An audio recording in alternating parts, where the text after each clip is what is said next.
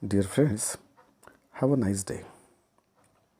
This is Professor Dr. G.S. Vajire from Department of Electronics, Sri Shivaji College of Arts, Commerce and Science, Akola. Friends, today's topic for discussion is complementary symmetry class B push-pull power amplifier. In previous lectures, already we have discussed about class B push-pull power amplifier. We know that the class B push-pull power amplifier improves the efficiency, but along with that, the usage of center tap transformers makes the circuit bulky, heavy and costly. And secondly, it requires two out of phase signals for its proper working. So these were the two disadvantages of class B push-pull power amplifier. And to make the circuit simple as well as to improve the efficiency, the transistors used can be complemented as shown in the circuit diagram. Here, complement means actually these are the integrants of each other. These are the auxiliary with each other. In simple language, we can say NPN and PNP transistors, these are complement of each others. Friends, try to concentrate on the circuit diagram. The circuit employs one NPN and other PNP transistor which are connected in push-pull configuration. See, the input signal is commonly connected to the base of both the transistors. Actually, here input signal is applied through this capacitor towards this transistor. Now, at this particular point, see, the same point it is connected to base of first transistor T1 as well as that same point it is connected to base of second transistor T2.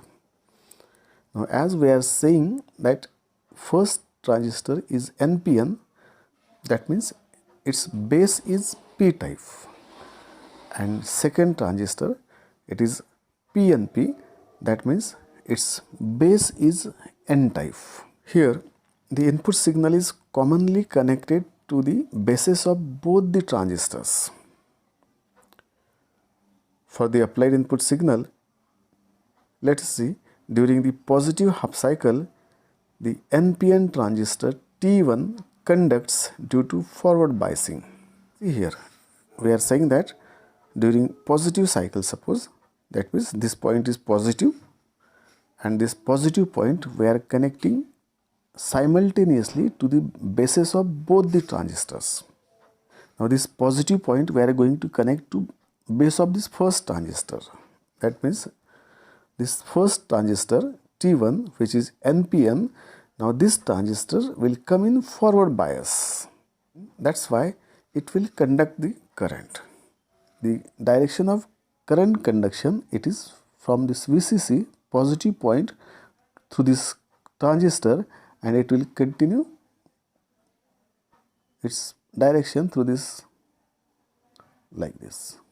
That means through this output transformer, the current direction it will like this. And during this same positive half cycle, when it is connected to this base of second transistor, then the second transistor is PNP. That means its base is N type, and we are going to connect this N type base to this positive input signal. And due to this reason, transistor T2, it is reverse bias and it will not conduct. That means during this half cycle, there will be no current through this transistor T2.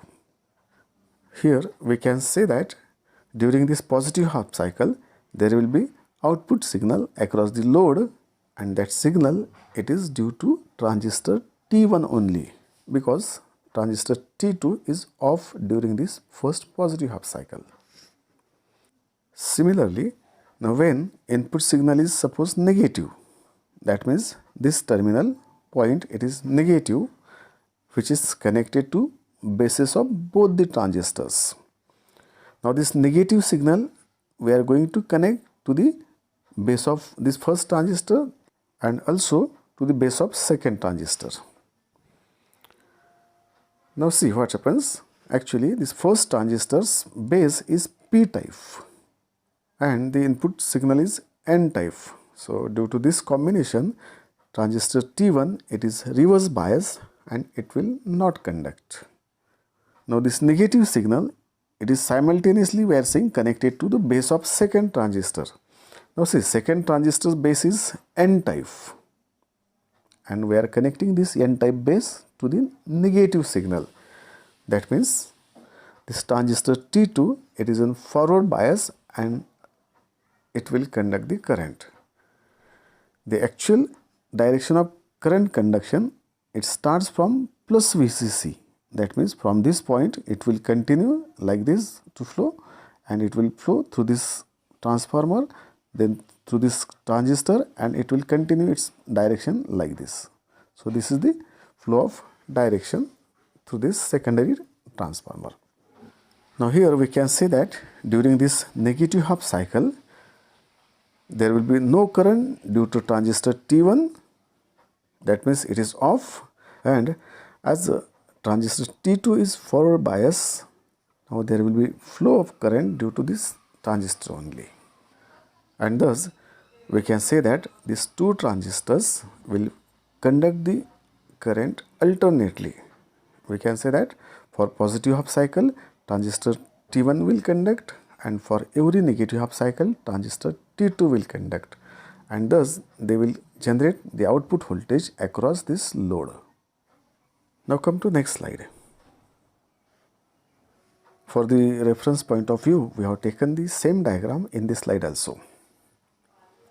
As both the transistors are complements of each other, yet they act symmetrically while being connected in push-pull configuration of class B mode.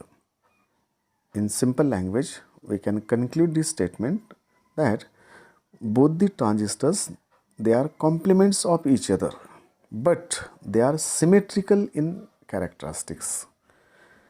Symmetrical in characteristics means its input impedance, its output impedance, its voltage gain, its power gain, its current gain, and all these parameters, these are symmetrical, these are similar.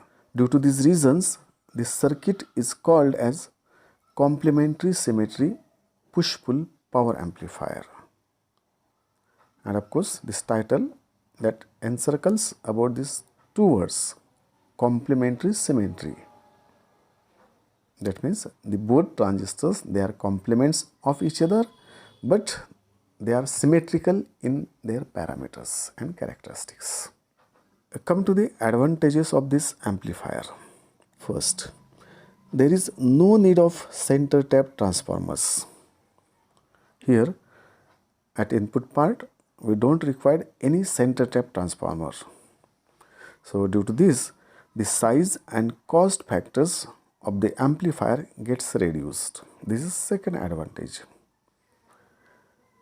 Next, there is no need of equal and opposite input signal voltages. Due to this complementary symmetry action, we don't require equal and opposite input signals at input side. Next advantage, the overall weight of the power amplifier also get reduced. Here we are saying that we are not using center tap transformers. Due to that, the size, the cost, and also the weight of the circuit, it is going to reduce.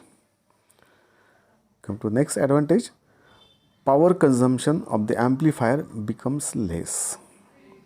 Here we can say that due to absence of center tap transformers, most of the power that gets saved here, and that's why we can say power consumption of the amplifier becomes less. And the last advantage is that it gives good frequency response over the wide range of frequency. That means this particular power amplifier, it gives proper frequency response for the wide range of frequency.